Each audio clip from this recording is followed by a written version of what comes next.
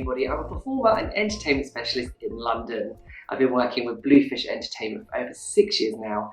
And when I'm not busy dancing with them or working on a TV show or film, you can find me on the red carpet as an entertainment journalist or working with freelancers and creatives as a business coach and mentor. Today I'm here to talk to you about media in the arts and particularly talking about the power of podcasting.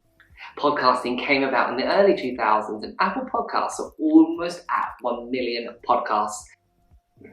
There's something quite intimate about podcasts where you can tell your story directly to your listener or solve the problem they need. So whether you love celebrity interviews, true crime, humour, whatever it is, there is literally a podcast for everyone. My podcast is called The Business of Show Business and unpacks the skills needed for the entertainment and creative industries and also celebrate those already in them. Season 1 of my podcast come out in March 2020 and Season 2 in September 2020 as well. At the moment I'm currently being listened to in 28 countries, so I'm here just to tell you a little bit about why maybe you should start a podcast. So why podcasting? So first of all, it saves time. I do love a good book, but if I'm on the go and I want some escapism or want to learn something, podcasts are the way to go. Format, it can be anything from my solo show, interview, panel, anything you want to do. You and your best mate in your garage, you can turn it into a podcast.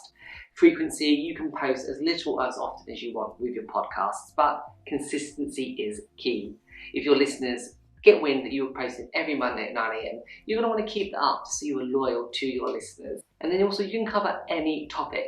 If you've ever been on a train and someone's been chuckling away with their headphones in, they're probably listening to some humorous podcast. So where do you begin with your podcast? So first of all, you're going to want your idea, and it sounds great to maybe have like a funny title or something like that, but think of it almost as a search engine. If you are the expert on something, you want to be found. So for me, the business or show business means that I will also appear in the business chart, but also show business, those in the entertainment industry and creatives.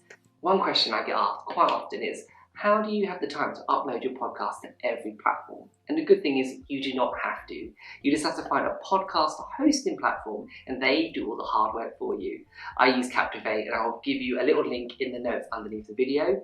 But once you've uploaded your podcast in your RSS feed, you just click submit and it submits it across all the platforms. So phew, dodged a bullet there. It's not that time consuming. But on that note, it probably takes 3 times the length of the episode to edit it and upload it and create the show notes. And you're going to be very picky at first. You're going to think you're breathing too loud, you're spitting when you talk, you're coughing, you can hear background noise. Yes. So first of all, find a good room to record in.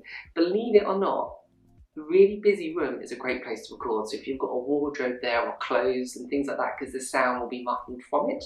If I'm here with the microphone, you might want some foam on the other side so the sound just bounces between you and the end wall. So don't worry, you don't have to live in a padded room to record.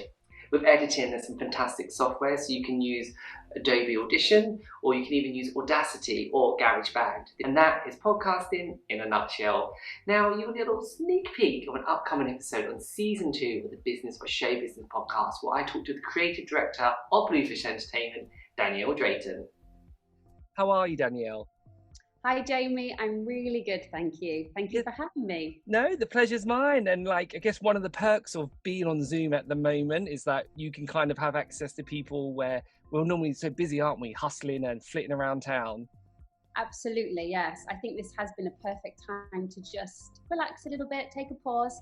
And I have to say, I'm super excited to be here because, as you know, I'm a massive fan of your podcast. So yes, thank you for having me.